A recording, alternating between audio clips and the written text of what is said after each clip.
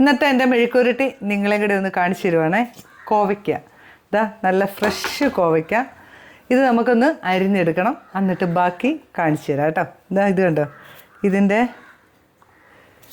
രണ്ടറ്റവും കൂടെ അങ്ങ് കളഞ്ഞിട്ട് റൗണ്ടിലരിഞ്ഞാൽ മതി.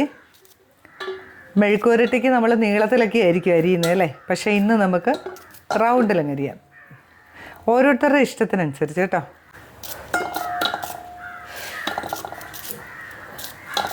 ഇങ്ങനെ എല്ലാം ഒന്ന് അരിഞ്ഞെടുക്കുക.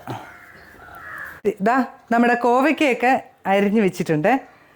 നമ്മുടെ ഒരു പാൻ അടുപ്പ് വെച്ചു, ചൂടായിട്ടുണ്ട്. വളരെ സിമ്പിളൊരു മെഴുക്കുരുട്ടിയാണ് കേട്ടോ. ഇതാ എണ്ണ ഒഴിച്ചു, കടുക് ഇട്ട് കൊടുക്കാവേ. കടുകൊക്കെ പൊട്ടിക്കഴിഞ്ഞ് അപ്പോൾ അതാ നമ്മുടെ പച്ചമുളക്, എരിവിന് പാകത്തിന് പച്ചമുളക് ഞാനിപ്പോൾ 3 എണ്ണം രണ്ടായിട്ട് മുറിച്ചാണ്. കുറച്ച് കറിവേപ്പില. ഇനി നമ്മുടെ കോവയ്ക്ക ഇട്ട് കൊടുക്കുക.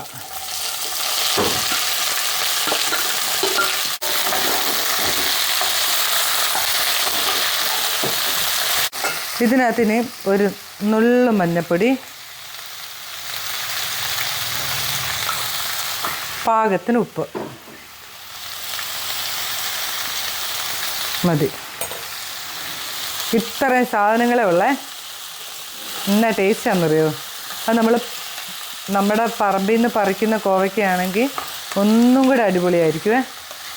ഇതിപ്പോൾ നമ്മൾ കുടുന്നിപ്പറമ്പിൽ നിന്ന് പറിച്ചതാണ്, ഇച്ചിരി മൂത്ത് പോയി.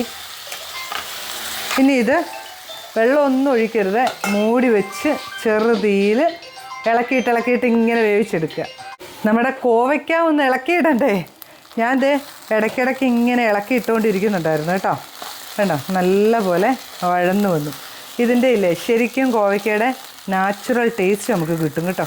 ഒന്നും ചേർക്കാത്ത കൊണ്ട് ഭയങ്കര അടിപൊളിയാണ്. ഇങ്ങനെയൊന്ന് ഉണ്ടാക്കി നോക്കേ. എല്ലാം സെറ്റായിട്ടുണ്ട്. ഓഫ് ചെയ്തേക്കാവേ, സ്റ്റൗവും ഓഫ് ചെയ്യാം.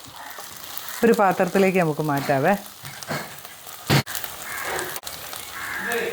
ഇങ്ങനെ കോവയ്ക്ക മെഴുക്കുവരട്ടി വെച്ചിട്ടില്ല എങ്കിൽ തീർച്ചയായിട്ടും ഉണ്ടാക്കി നോക്കണം കേട്ടോ. അടിപൊളി ടേസ്റ്റാണ്, നല്ല രസമാണ് കഴിക്കാൻ. ഉണ്ടാക്കുന്നവരാണെങ്കിൽ ഓക്കെ, ഇല്ലെങ്കിൽ ഉണ്ടാക്കി നോക്കും കേട്ടോ. അപ്പോൾ നമ്മൾ പുതിയൊരു വീഡിയോ ആയിട്ട് വരുന്നതായിരിക്കും. ബൈ.